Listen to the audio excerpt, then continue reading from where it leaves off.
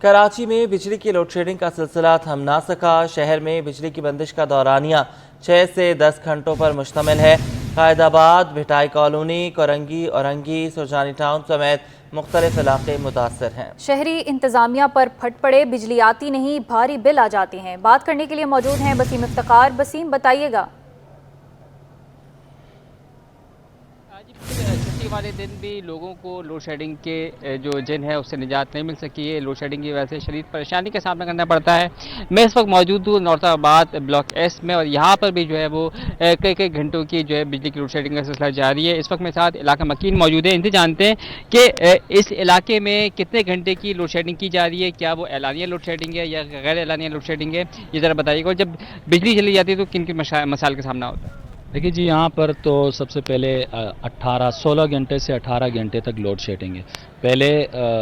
پہلے اتوار جو گورنمنٹ ہوتی تھی اس میں کے الیکٹرک تھوڑا سا برتاؤ اچھا رکھتی تھی عوام کے ساتھ، اور لوڈ شیڈنگ کم ہوتی تھی۔ لیکن اس بار ہم نے یہ دیکھا ہے کہ گرمی بہت زیادہ ہے، اور آپ دیکھ رہے ہیں کہ اس سیزن میں گرمی کے ہیٹ سٹروک پڑ رہا ہے، اس کے باوجود بھی لوگوں کے اوپر ایک لوڈ شیڈنگ کا بم گرایا ہوا کے الیکٹرک نے۔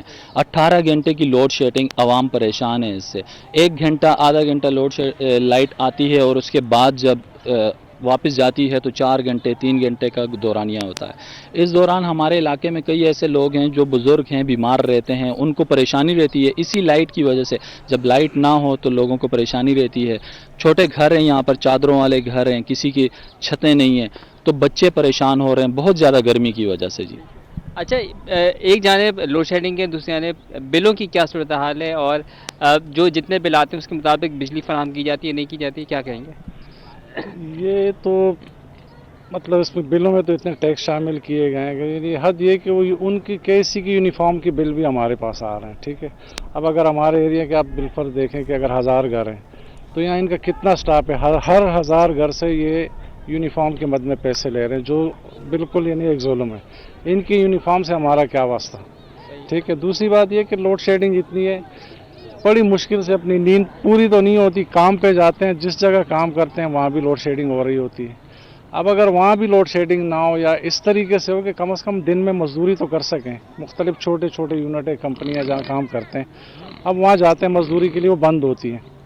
اب مالک جیب سے تو نہیں دے سکتا ہمیں، اب اگر ہم کمائیں گے تو بچوں کو بھی کھلا سکتے ہیں اور KC کو بھی دے دیں گے۔ کہ الیکٹرک کو اگر شکایت کرتے ہیں، شکایتی مراکز کا رخ کرتے ہیں، تو وہاں سے کیا رسپانس ملتا ہے؟ کیا سنوائی ہوتی ہے نہیں ہوتی ہے، یا پھر ہیلے بہانے کی جاتی ہے؟ بس مطلب اول تو فون نہیں اٹھائے جاتے ہیں۔ اچھا، اگر فون اٹھا بھی دیں تو بس اتنا سا آپ کو کہہ دیں گے جی آپ کی وہ شکایت نوٹ کر دی گئی اور آپ کو یہ مسئلہ حل کر دیں، کوئی حل نہیں ہوتا۔ وہاں جاتے ہیں، کوئی سیدھے منہ بات نہیں کرتا، گیٹ سے باہر ہی کھڑے رہو، ایک چھوٹی سی کھڑکی میں بات کریں گے۔ اب 200 لوگ وہاں آئے ہوئے شکایت کرنے کے لیے، آپ ویسے ہی وہاں گھنٹہ 2 گھنٹے خوار ہو کے آ جاؤ گے تو کوئی سنوائی ہے ہی نہیں۔ کوئی ایسا مطلب بندہ ہوتا نہیں ہے کہ جو آپ جائز شکایت لے جاؤ، وہ جائز شکایت تو ہمارے حل ہونا۔ اب چوری کوئی کرے اور وہ بل میرے کھاتے میں ڈالنے کہ جی آپ نے بھرنے، تو یہ کہاں کا انصاف ہے، بہت ظلم ہے۔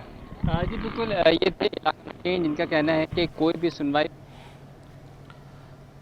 بھی سنوائی نہیں ہو رہی، اور کہ دفتر بھی جاتے ہیں کہ الیکٹرک کے تو وہاں پر بھی کوئی نہیں سنتا، دفتر کے باہر کھڑا رکھا جاتا ہے۔ بہت شکریہ، آپ نے ہمیں اپڈیٹ کیا۔